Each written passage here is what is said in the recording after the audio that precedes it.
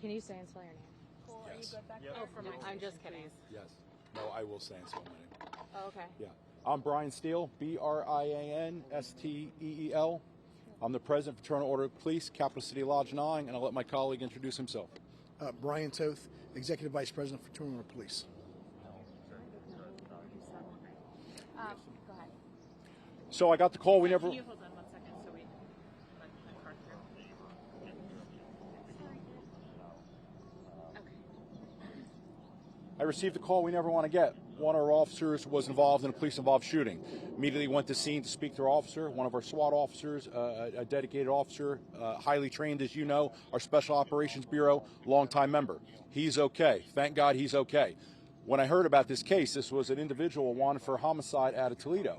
I called my union counterpart in Toledo. I said, hey, good news, we have your guy. Your guy committed a murder, chose to fled to our town. I'll tell you right now, the wrong town to come to if you murder somebody. Our SWAT team will go out looking for you.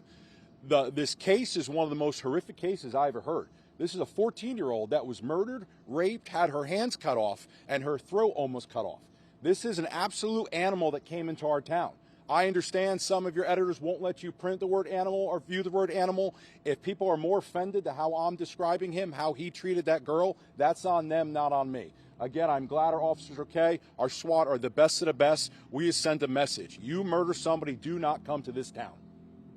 I'll answer any questions. Left a little speechless.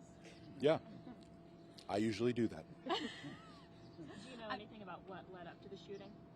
I know they were looking for him. I worked the street yesterday, and there was a bolo put out yesterday about this, so it was on everybody's mind. The officers are circulating the area, patrol detectives, they're looking for this individual. This is what SWAT does. SWAT goes out there. Some of them have uniforms, some are in plain clothes and plain cars. And it's my understanding that they had a location on this suspect vehicle, and they did what they do. They circulated the area, they saturated the area of the short north, and one of the SWAT officers did find them. There was a confrontation. The individual had a gun.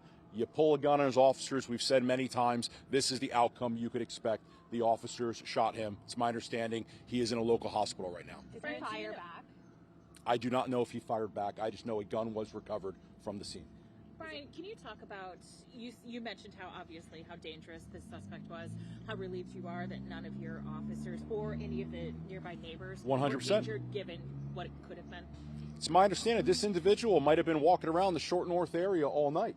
You got not just a murderer, a violent murderer, a sadistic murderer in our neighborhoods is appalling. Again, thankful for the men and women of the Division of Police, our members, for going out there every day, finding these individuals and removing them from our street. I'm so glad nobody else was hurt.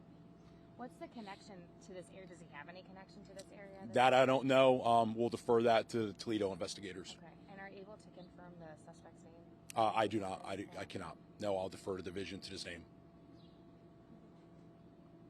Thank you. All right. Thank you, everybody. We appreciate you. Thanks for coming. Thank you. Are you guys sticking around or are you? Yeah, you can just throw on my